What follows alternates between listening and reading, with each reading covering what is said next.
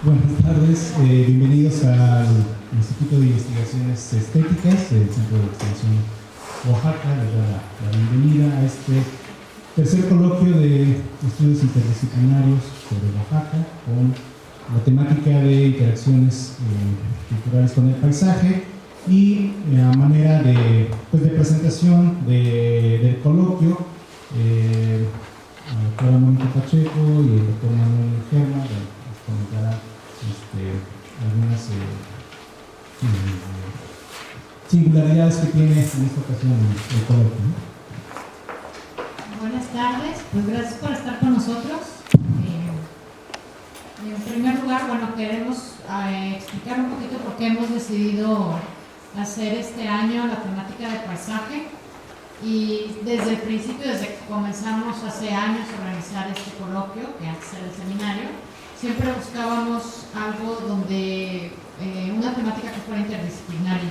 Y yo creo que últimamente el paisaje ha tenido como tema bastante auge, porque finalmente el paisaje es el escenario donde se lleva la vida cultural de los pueblos y se puede ver en muchos niveles esta parte.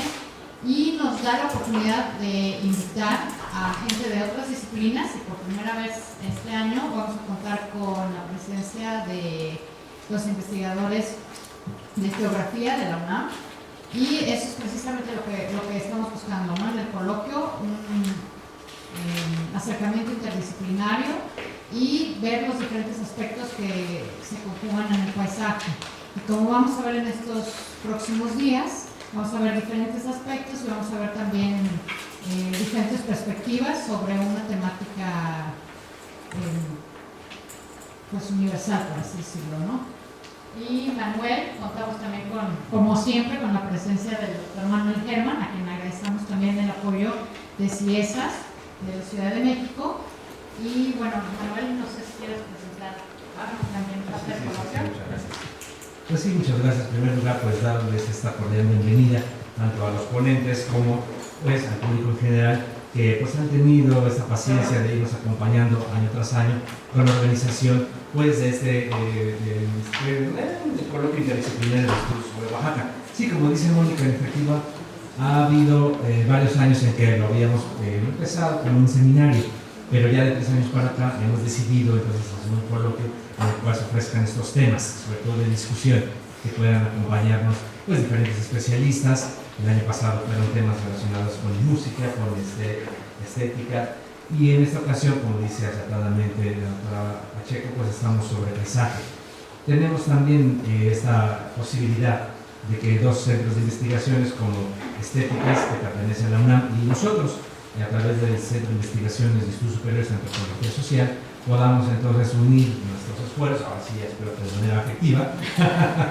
Siempre hay cuestiones de presupuesto que no han impedido que se haga de una manera tan completa, pero por primera vez creo que ya pudimos ahora sí entendernos mejor, y por ello este interés, y sobre todo lanzar esta convocatoria para que haya ahora sí de manera más efectiva investigadores que vengan de México o de otras partes también. Tenemos también otros invitados, ¿verdad?, que vienen de otras instituciones, así por ejemplo de Huatulco, que no queda muy lejos después de todo.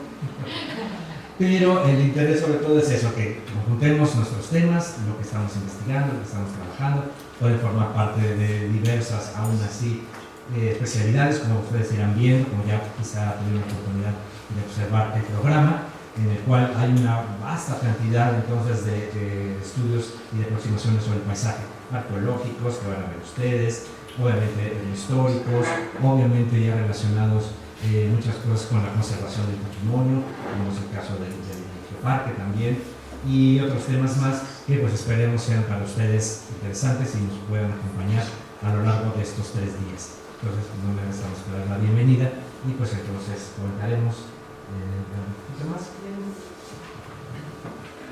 El contexto en el que surge este tercer coloquio también es interesante desde el punto de vista de la universidad, que, ya comentaron con Mónica, participan los colegas del Instituto de Geografía, pero también los investigadores que se van a integrar a la sede del Instituto de Investigaciones Históricas, que también ya va a tener presencia acá en Oaxaca, entonces eso me da pues mucho gusto, ¿no? Poco a poco vamos armando el equipo de investigación, sobre todo para el área de humanidades, ciencias sociales, y bueno, para los colegas que no han participado en los otros coloquios, la intención también es que una vez que haya terminado la serie de presentaciones, los comentarios, la retroalimentación, pues les pedimos que trabajen en sus textos porque pues queremos que esto sea conforme una publicación, ¿no? Es decir, que no solamente quede una ponencia, sino que haya un material que quede como testigo, ¿no? Entonces, bueno, sin más preámbulo, pues los dejo con la doctora Pacheco, quien se va a encargar de moderar esta primera mesa. Gracias. Bueno, vamos a empezar con la presentación de Quetzalcóatl Orozco Ramírez, precisamente de fotografía, se titula su presentación Los paisajes agrícolas del Proparque Mixteca Alta. Quetzalcóatl Orozco Ramírez es un investigador en la Unidad Académica de Estudios Territoriales en Oaxaca del Instituto de Geografía, en donde desarrolla investigación sobre la geodiversidad, el paisaje cultural y la agrobiodiversidad en la Mixteca Alta. Estudió ingeniería en agroecología en 2003 en la Universidad Autónoma de Chapingo y cursó una maestría en ciencias biológicas en el Instituto de Investigaciones Estrictas de la UNAM y el doctorado en geografía en la Universidad de California en 2014, en donde analizó la interacción entre la agrobiodiversidad y la diversidad cultural en una región de Oaxaca.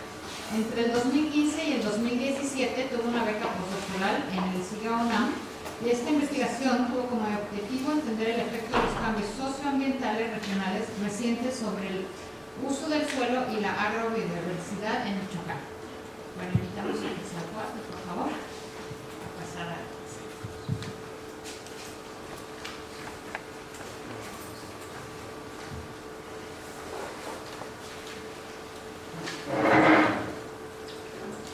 Buenas tardes, muchas gracias.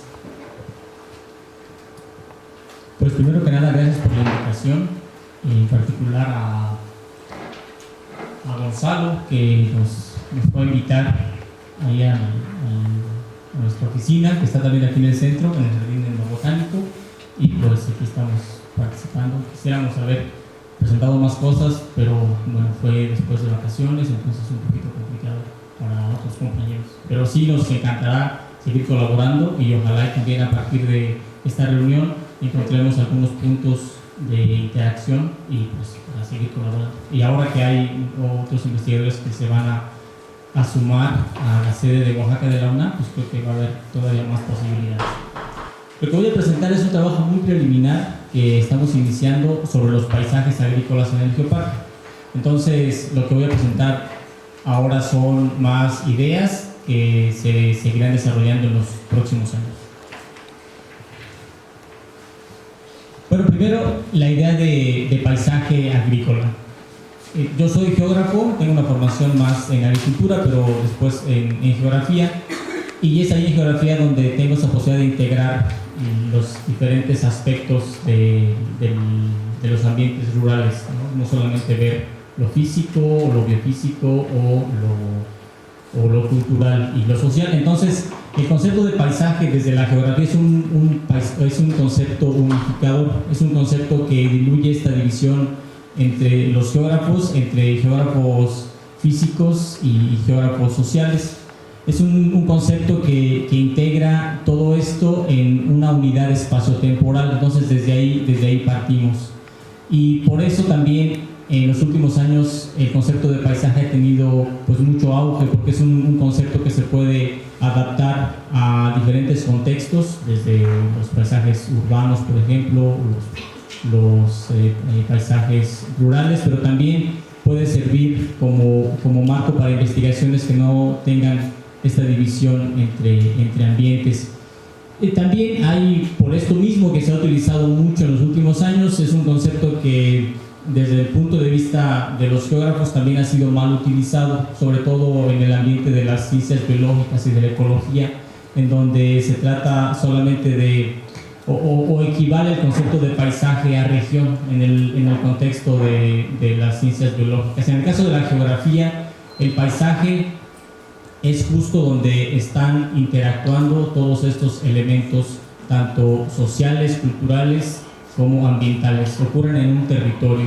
Y es diferente al concepto de territorio, porque el concepto de territorio está más ligado a quién decide sobre lo que ocurre en un espacio físico. Tiene muy ligado el concepto de poder, de toma de decisiones, de propiedad. En el caso del paisaje es todavía mucho más integral. Entonces por lo mismo también es un concepto difícil de hacer. Y en concreto los paisajes agrícolas pues se refieren a estos espacios humanizados que tienen como fin principal la producción de bienes, en este caso de alimentos principalmente, pero no solamente eso, y son espacios que tienen una historia, son espacios en donde se han acumulado los conocimientos tradicionales, en algunos lugares desde los momentos en que se inició la domesticación de las plantas y se desarrollaron las primeras técnicas agrícolas y se sedentarizaron las comunidades. Entonces son espacios en donde no solamente encontramos lo que está ocurriendo ahora, sino son espacios que nos cuentan la historia de lo que ha estado ahí y de cómo han interactuado los seres humanos con las plantas y con el ambiente. La idea principal de este trabajo es mostrar la importancia de los paisajes agrícolas de la Mixteca Alta y tratar de empezar a cambiar la percepción que hay sobre esa región. Y para esto vamos a empezar con el reconocimiento que hay de los paisajes agrícolas a nivel mundial. Hay dos ejemplos muy claros de estos reconocimientos. El primero es de la FAO, que es el CIPAM, se llaman Sistemas Importantes del Patrimonio Agrícola Mundial. Y son lugares en todo el mundo que representan de una forma muy especial la interacción entre los seres humanos y el ambiente a través de la agricultura, y son sistemas agrícolas que primero tienen muchos años de haberse diseñado, que son ejemplos de sistemas sustentables de producción y que son lugares únicos. En el caso de México, el sitio que tiene este reconocimiento como CIPAM son las Chinampas en el Valle de México, y está en proceso el reconocimiento de los sistemas de la milpa maya en la península de Yucatán. No recuerdo exactamente cuántos sitios de estos hay en el mundo, pero es un ejemplo del reconocimiento de los sistemas agrícolas como patrimonio cultural de la humanidad. La otra forma de reconocimiento de estos paisajes es justamente la lista del Patrimonio Mundial de la UNESCO, en donde se incluyen monumentos históricos, monumentos arquitectónicos, pero también se incluyen paisajes, y en este caso los paisajes culturales que están asociados a los procesos agrícolas. En el caso de México, uno de los paisajes que tiene este reconocimiento es el paisaje de agaves en el estado de Jalisco, que se reconoce como patrimonio cultural tanto por la estética que tienen, como también por la interacción que hay en esos paisajes y como resultado del conocimiento indígena que había sobre el manejo del agave, pero también sobre la importancia que han tenido en el desarrollo de la cultura mexicana. Son paisajes muy nuevos, desde mi punto de vista no representan la historia del proceso de manejo de plantas domesticadas en Mesoamérica, porque aunque el agave se utilizaba, está ahora en discusión si hubo o no destilación antes de la llegada de los españoles. Yo tengo bastantes dudas. Entonces es un proceso es un paisaje muy reciente, y sobre todo que ha tenido un detonante en la segunda mitad del siglo pasado, ¿no? Con la idea de tener una identidad nacional que represente a México, pues el tequila se posicionó en este contexto. Entonces, pero han sido reconocidos. Entonces, con esos antecedentes del reconocimiento cultural y cultural de los paisajes agrícolas, es que voy a presentar por qué creemos que los paisajes agrícolas de la Mixteca Alta también tienen elementos que tienen que ser reconocidos. Si no por estas instituciones que ya están establecidas a nivel mundial, sí al menos por el estado de Oaxaca y digo que por el país también. Bueno, para darles un poco más de antecedentes, el Geoparque Mundial UNESCO Mixteca Alta fue reconocido hace 2 años, también por la UNESCO, pero por otro programa diferente al del Patrimonio Mundial. Este es un programa que se llama de Ciencias de la Tierra y es el programa más reciente que tiene la UNESCO. Este programa tiene como objetivo identificar y reconocer áreas del mundo, que tienen elementos geológicos, de patrimonio geológico, patrimonio biológico, pero también cultural y histórico, que son dignos de reconocer y conservar y que ayudan a entender más sobre la evolución y la historia de la Tierra.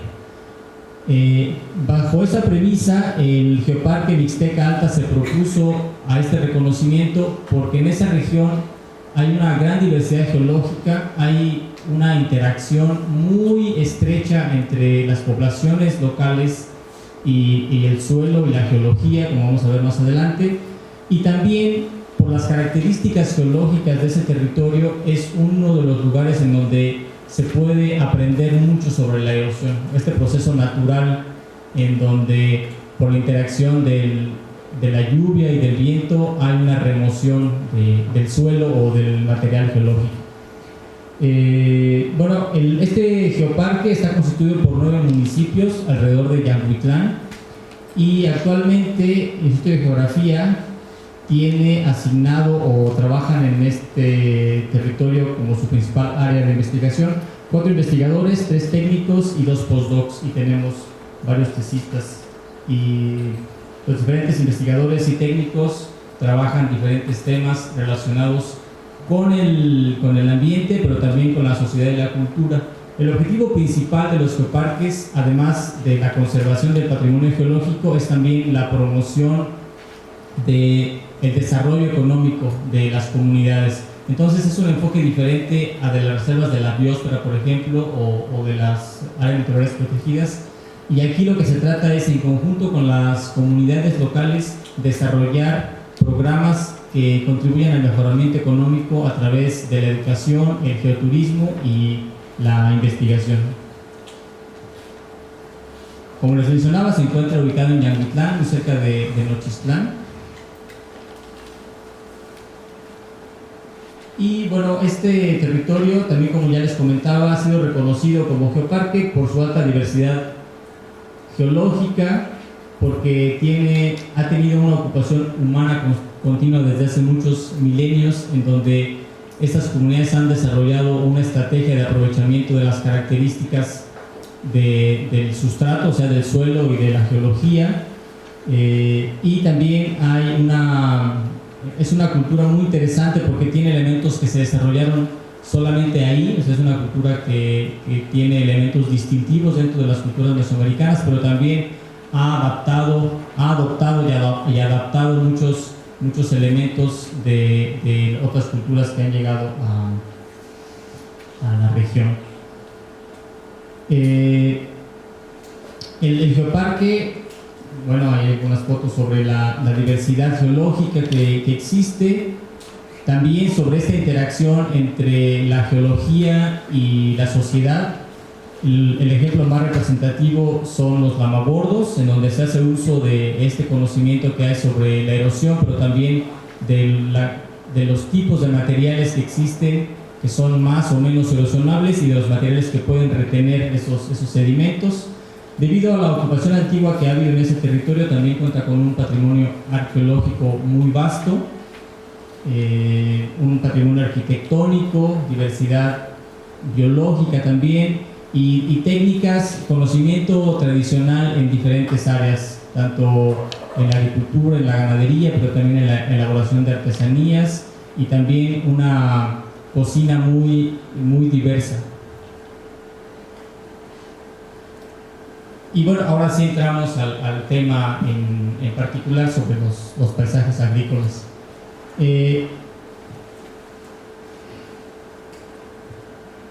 El paisaje de la Mixteca Alta, el paisaje agrícola, es un paisaje que se ha modelado por milenios. El fechamiento más antiguo de una terraza agrícola refiere que son más o menos 3.400 años. Eso quiere decir que ha habido 3.400 años de uso de ese territorio, con cambios en diferentes periodos debido pues a los procesos históricos que ha sufrido la región. Pero lo que sí nos queda claro es que actualmente en esos territorios podemos ver más de 3.000 años de uso de esas tierras, lo cual no es poco. En algunas regiones del país, por ejemplo, el uso de las tierras ha sido muy reciente. Por mencionarles algo, el Bajío, por ejemplo, es un terreno, es una región que se abrió al uso agrícola muy recientemente comparado con esto, y hay zonas en donde ya no se puede cultivar por el mal uso que ha habido del suelo. En cambio aquí en la Mixteca Alta, esos terrenos, esas terrazas que se construyeron desde aquellos tiempos han mantenido la capacidad de producir con sus limitantes, eso sí. Entonces hay dos tipos de terrazas principalmente: las terrazas de tipo lamabordo, que son terrazas que requieren de una pared, de un muro de piedra que se pone perpendicular a los cauces de los arroyos y se retienen los sedimentos. Bueno, aquí está Norma, entonces ella es la experta en terrazas. Estoy invadiendo un poco en terrazas de lamabordo, pero la idea es que esas terrazas han modelado el paisaje. En varias de las colinas que tenemos ahí, su transformación ha sido muy profunda. Eso quiere decir que el paisaje que vemos es un paisaje principalmente humanizado. Otro tipo de terrazas que también se desarrollaron son las terrazas de contorno, que esas se hacen sobre los lomeríos. Y estas también tienen una historia muy interesante, porque aunque hay terrazas muy antiguas de este tipo, también hay terrazas que se construyeron muy recientemente.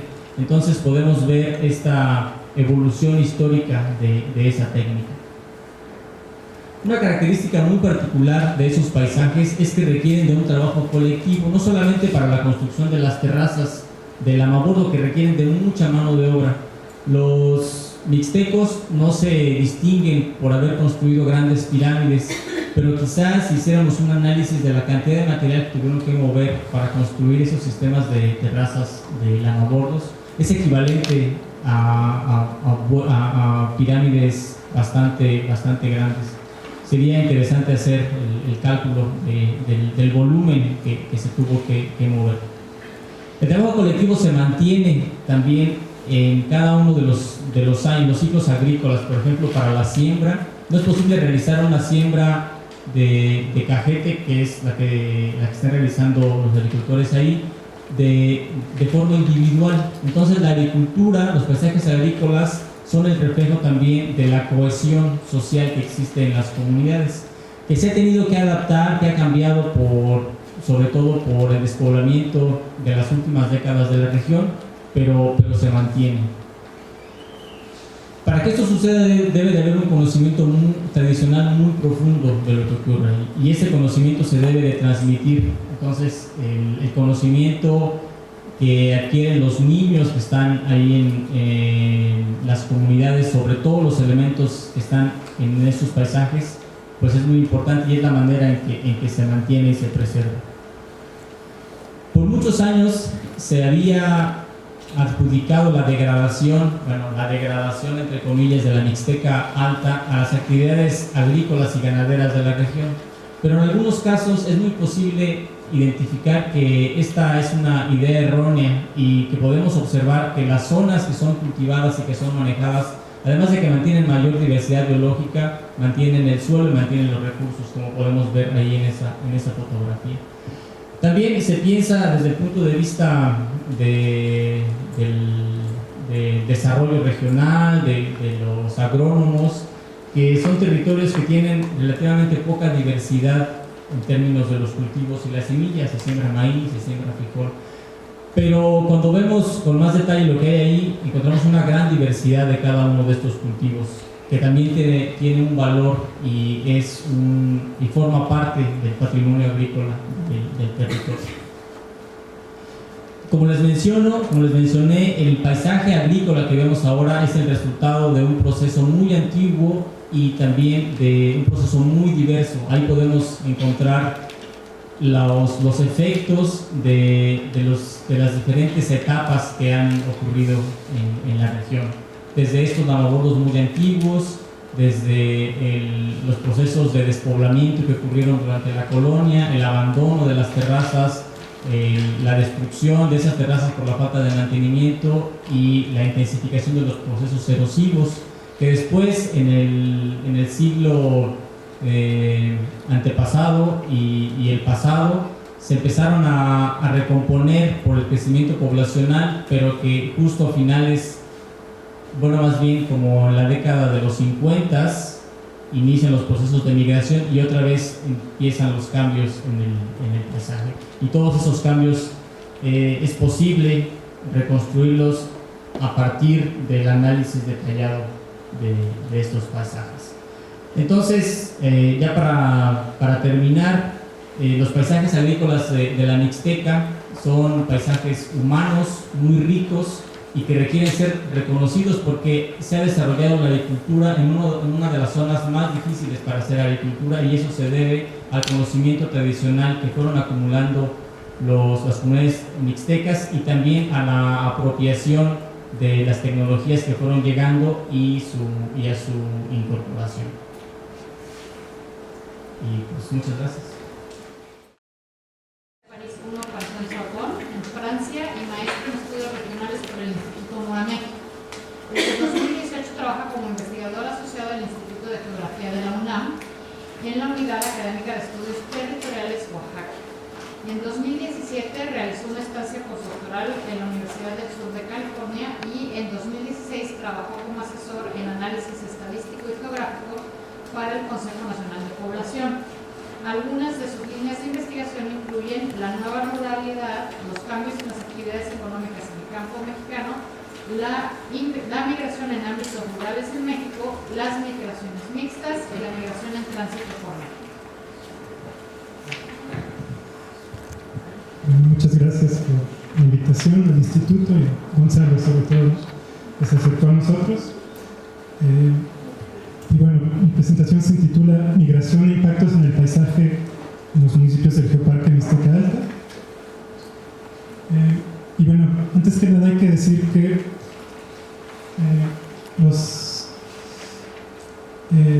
el estudio de la migración y el paisaje tiene dos grandes campos de investigación. Uno es los impactos de la inmigración en el paisaje, de la llegada de gente a un territorio, y el otro es los impactos de la emigración en el paisaje, la salida de la gente. El campo que ha sido más estudiado es precisamente el de la inmigración en el paisaje, que no me interesa a mí. Y el que nos interesa es la emigración en el paisaje, porque como dijo Quetzal, los municipios del Geoparque han experimentado un despoblamiento bastante drástico desde la mitad del siglo XX.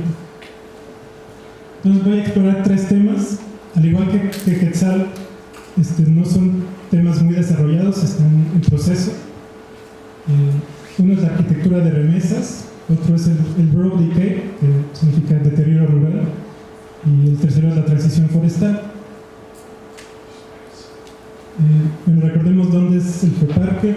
Se localiza al noroeste de la ciudad de Oaxaca, aproximadamente a 90 kilómetros.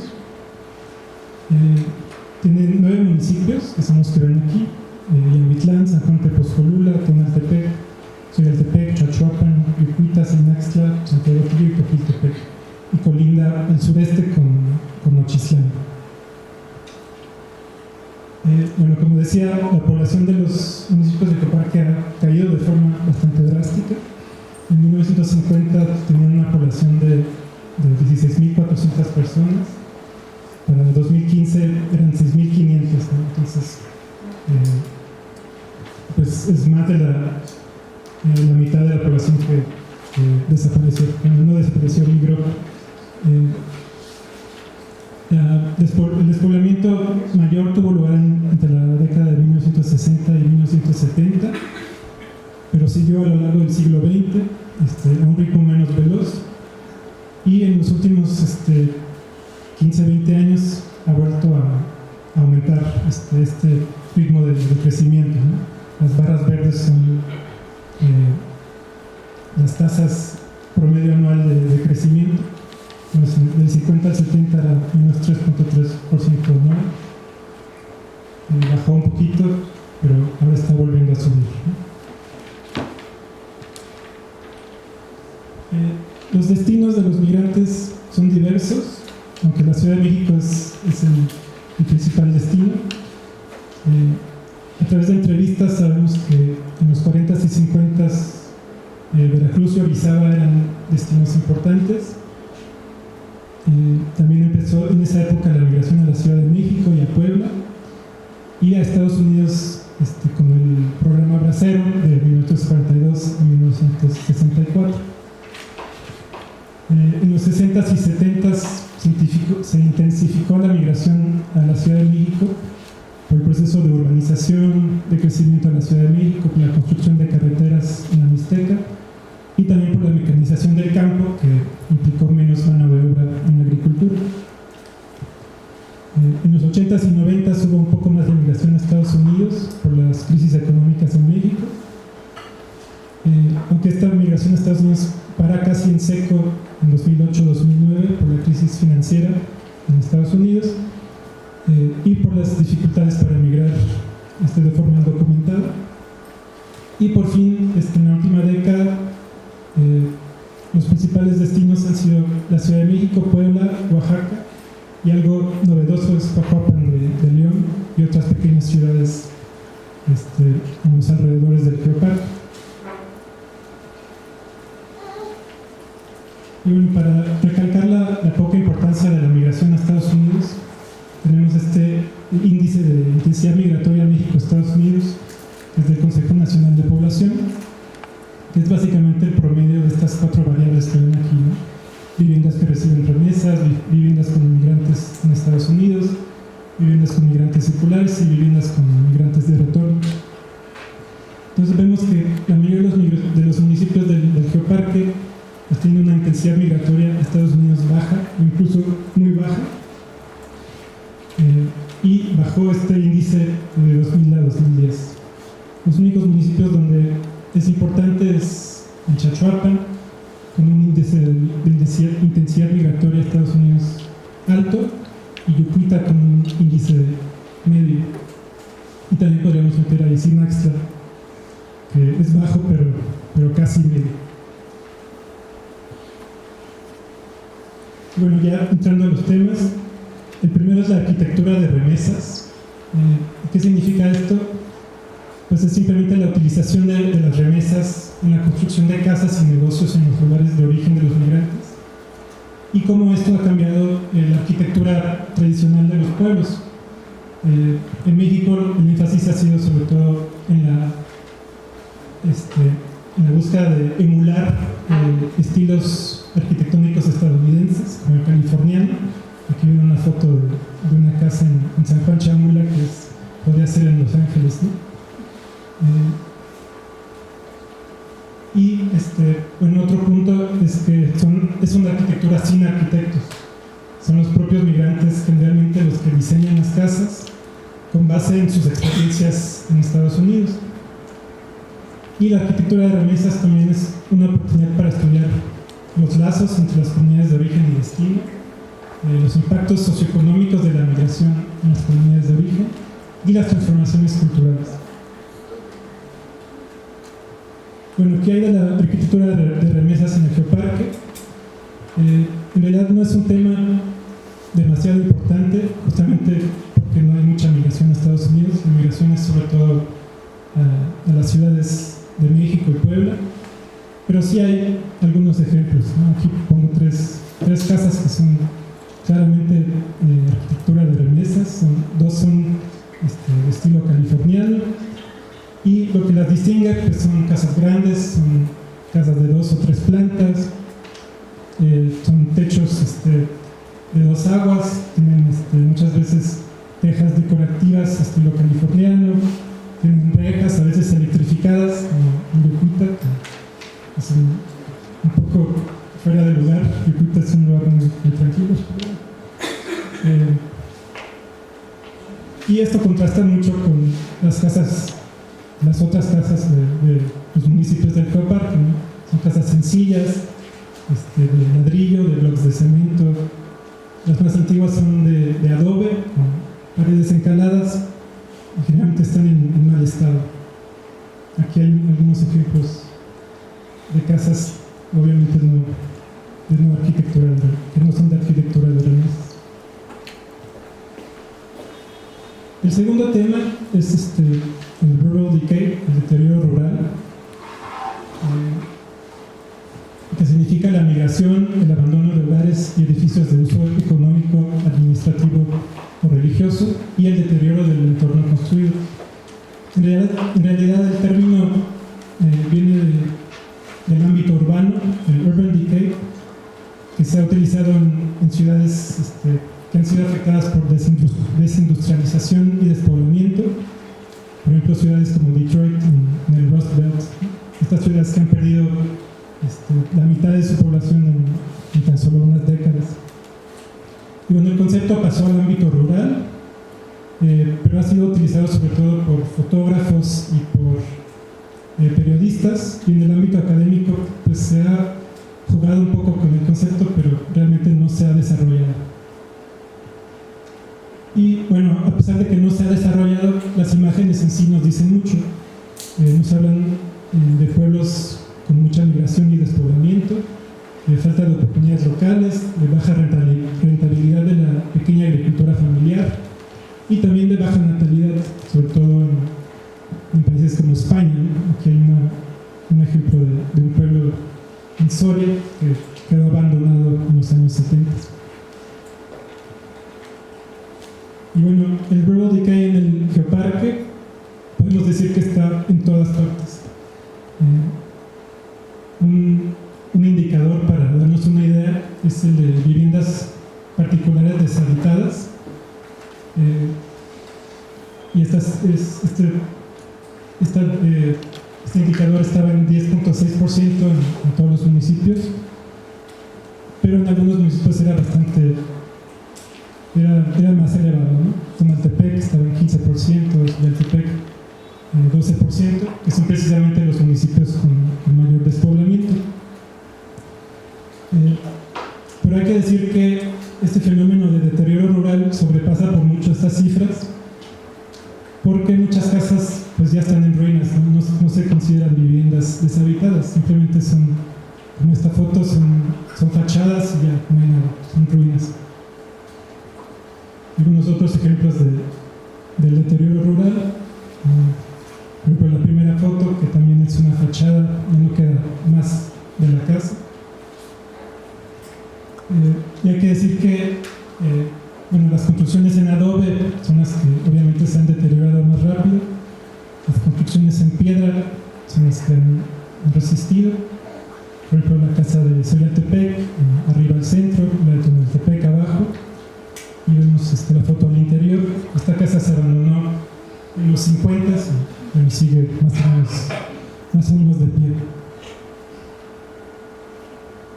Y el tercer tema que me interesa es el de la transición forestal. Este es un concepto que fue propuesto por Alexander Mather en 1992 en un artículo del mismo nombre.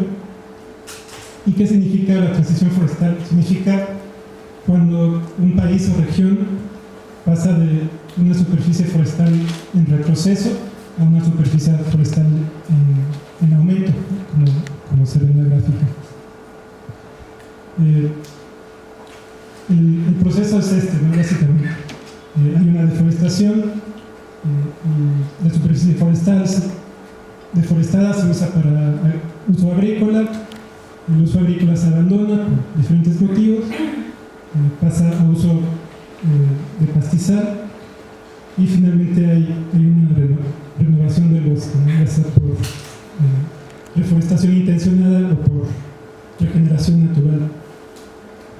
Entonces este autor hablaba de 3 factores principales para explicar esta transición forestal. Una es la ralentización del crecimiento o la disminución de la población, que esencialmente tiene que ver con la migración rural-urbana.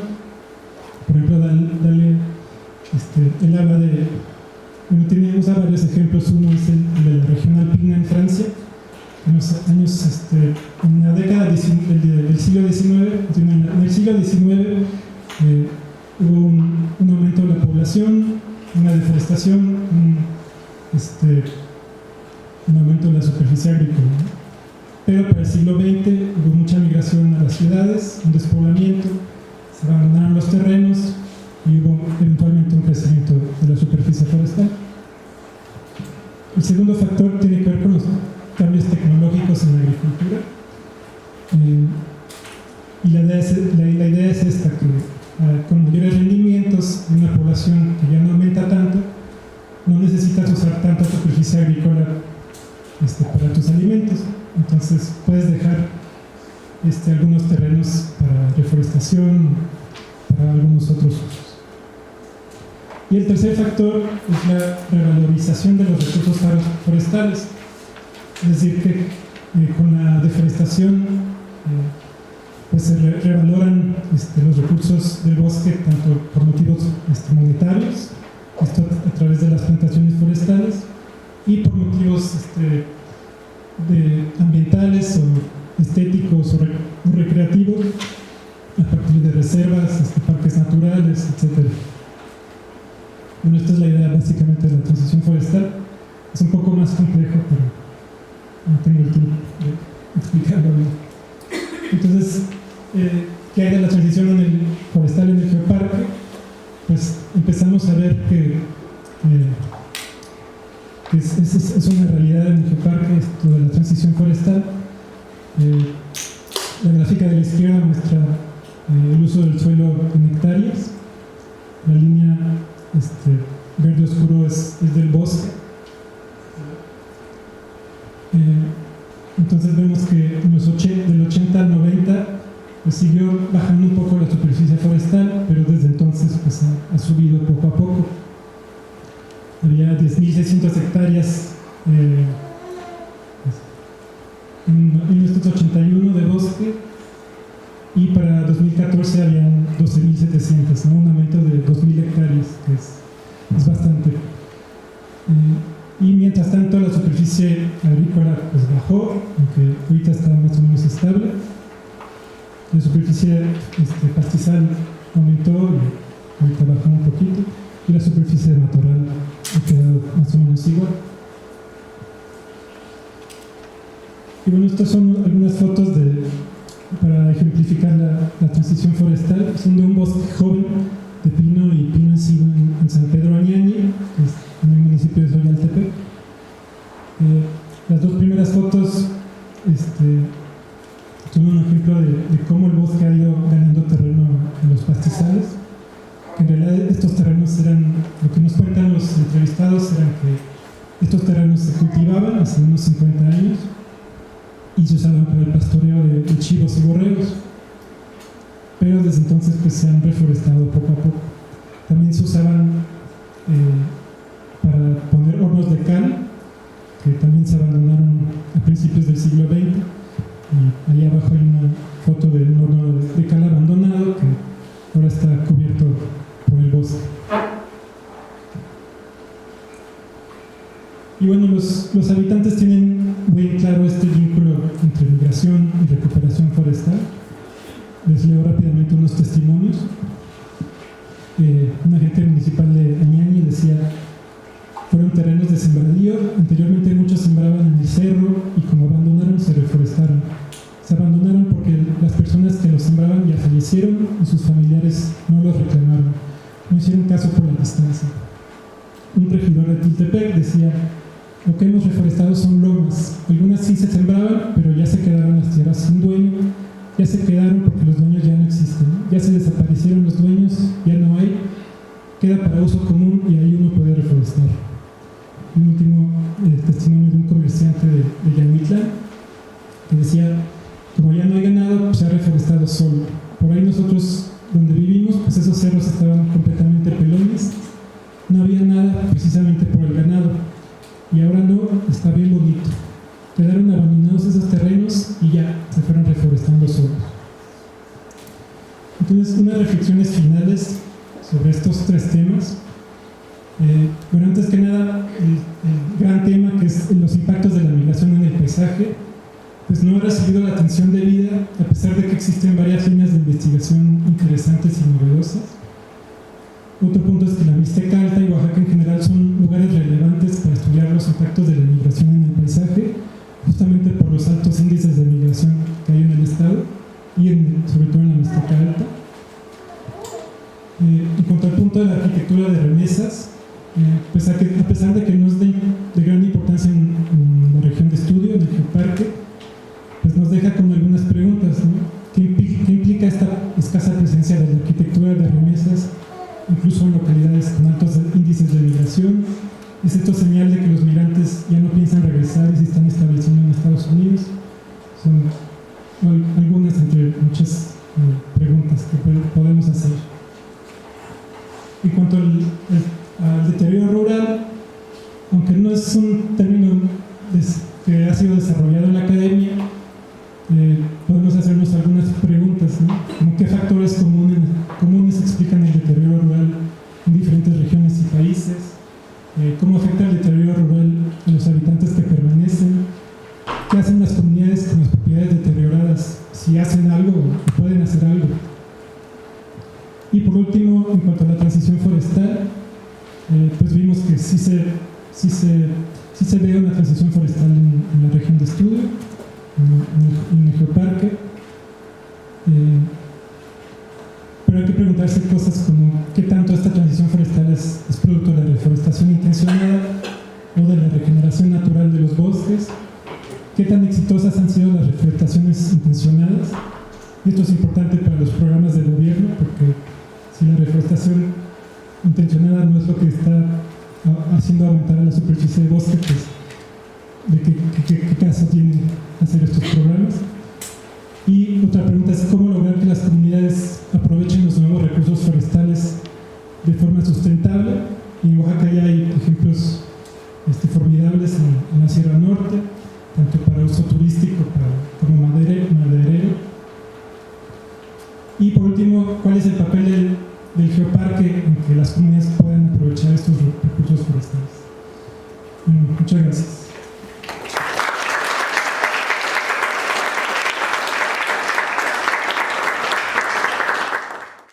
Vamos a tener una ronda pequeña, rápida de preguntas y comentarios para que Tlacuacu Matthew, ¿quién quiere empezar?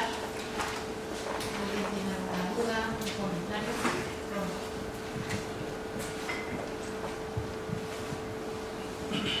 Buenas tardes. Tengo un comentario que voy a dirigir a las dos ponencias.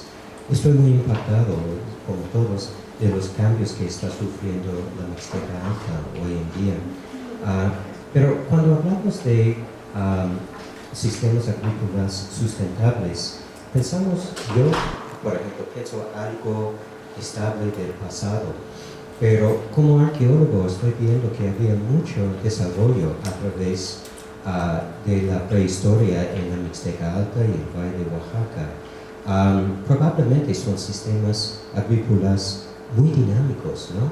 Porque hace 3.500 años la población era muy baja en esta región, pero llegó y creció hasta un auge en el clásico tardío, y luego parece que había una gran despoblación de centros, tal vez por factores políticos o tal vez económicos, no está claro. Entonces, todo sistema sustentable agrícola tiene una historia muy complicada, ¿no? Nada más es una observación.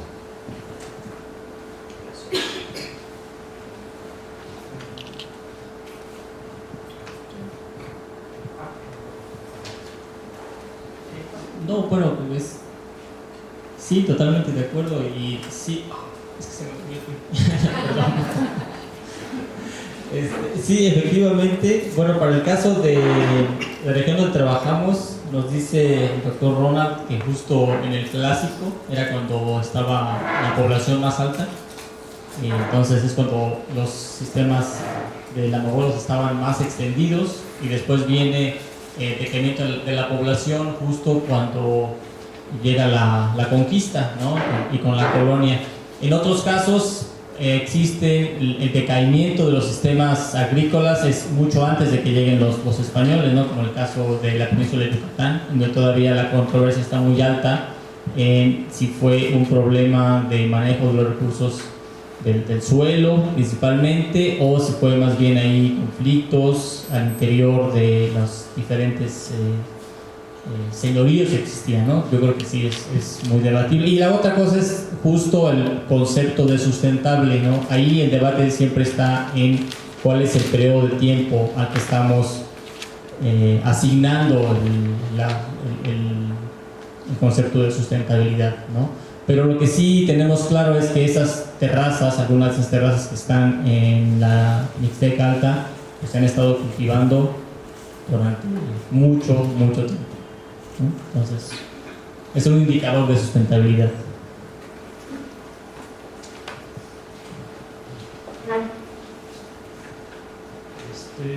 Mi pregunta va en la cuestión de la erosión, ¿no? En el geoparque esto es bastante evidente, y también en otras regiones de la Mixteca. ¿Esto tiene alguna relación directa, digamos, con la migración y con los sistemas de agricultura? Y si todo digamos, desasor de sedimentos, ¿a dónde van a parar? ¿Cuál es el resultado final de todos estos sedimentos y qué tanto afectan, digamos, fuera de, yo creo que van más allá de la Mixteca Alta, ¿no?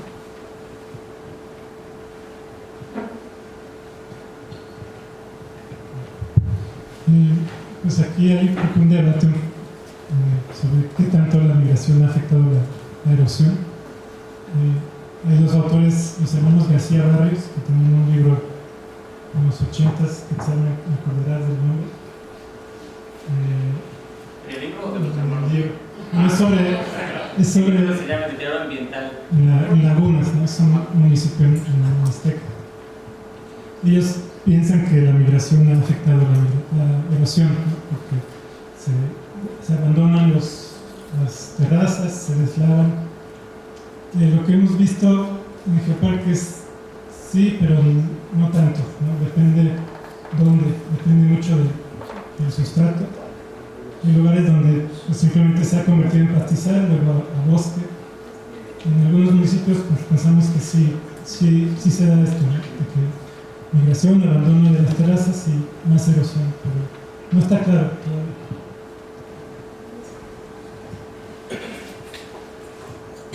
Es igual un comentario muy relacionado a esto.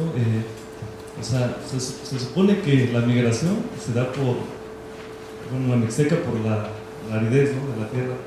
Entonces yo digo, es más un problema de identidad. O sea, si ya en la misma tierra está produciendo nuevos frutos, nuevas plantas, pues ya no habría como mucha razón de irse. Es más como una reflexión, ¿no? Si los migrantes, pues digamos, regresaran, pues ya tienen una tierra productiva o semiproductiva. Habría que analizar, como dice la última pregunta, ¿no? ¿Qué tanto la transición forestal es producto de la reforestación intencionada o la regeneración natural? Para reflexionar.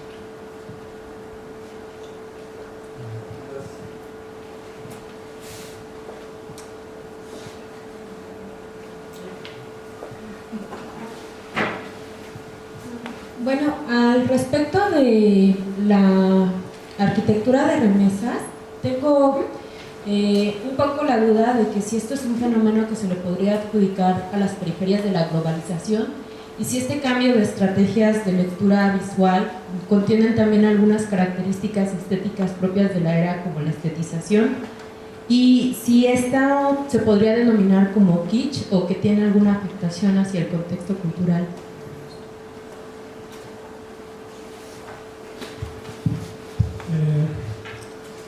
Pues sí, bueno, no sé ponerlo como kitsch, pero Sí, lo que es la arquitectura de remesas es una interpretación de los migrantes de su entorno, ¿no? Básicamente es una fusión de lo que ellos ven, porque realmente no están ahí, no están aquí. Ellos le dicen al jefe albañil qué quieren, cómo quieren su casa, ¿no? Entonces hay un problema de teléfono descompuesto y a veces sí salen cosas muy kitsch, ¿no? Hay aquí en Etla hay un lugar que parece Disneylandia y es un ejemplo típico de arquitectura de remesas, pero creo que se debe más al teléfono descompuesto del migrante que le tiene que llamar al maestro albañil y decir, mira, quiero mi casa así y así. Y bueno, por ahí va. Buenas tardes. A mí me llamó la atención el concepto que propuso de deterioro rural. Quisiera saber si hay alguna literatura en tanto que menciona que está poco desarrollado y nada teorizado. No sé si la intención es también profundizar acerca de este concepto para priorizarlo, y me gustaría saber en dónde poder investigar o saber más de este tema, porque creo que es una realidad de muchas comunidades cercanas a Oaxaca, sobre todo por la cuestión del material de uso del árabe, y que impacta en el paisaje de la zona y también de la conservación patrimonial. Gracias. La academia es algo que han tocado periodistas y fotógrafos, sobre todo fotógrafos. Les encanta estas imágenes de granjas abandonadas, de pequeños pueblos abandonados, pero ese es el reto, ¿no? Como darle este contenido teórico que ahorita pues no hay nada. Buenas tardes. Primero que nada, felicidades a los panelistas. De verdad, yo particularmente no conocía con tanta profundidad el impacto que se está viviendo precisamente en este geoparque. Yo quisiera un poco preguntar por qué es Guajuapan la comunidad que tiene mayor impacto con respecto a esta migración, y si se debe principalmente al comercio. Y se hablaba también de la arquitectura de remesas, y bueno, al comenzar el coloquio se dijo que parte de los propósitos era también acercarse a gente que de alguna manera hemos trabajado algunas cosas y poder como vincularnos, ¿no? Hay una tesis específica sobre arquitectura de remesas que está publicada por la Facultad de Arquitectura 5 de Mayo, y que la autora está aquí juntito de mí, es Flor Ventura, por si alguien quisiera pedirle sus datos.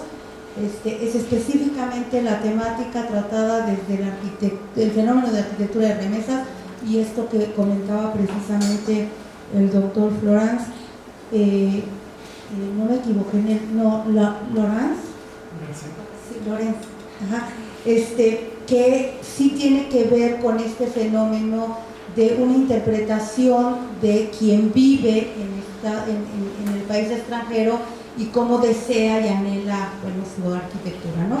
Entonces es un poco para ir de exploración. Gracias. Solo en cuanto a Guajuapan, es un destino importante reciente, creo, por lo que nos han dicho, por la educación sobre todo, porque hay varias universidades, y ahorita la migración más fuerte creemos que es por motivos de educación, jóvenes que buscan estudiar carreras. Pues yo creo que cerramos con esto esta sesión y nos vamos a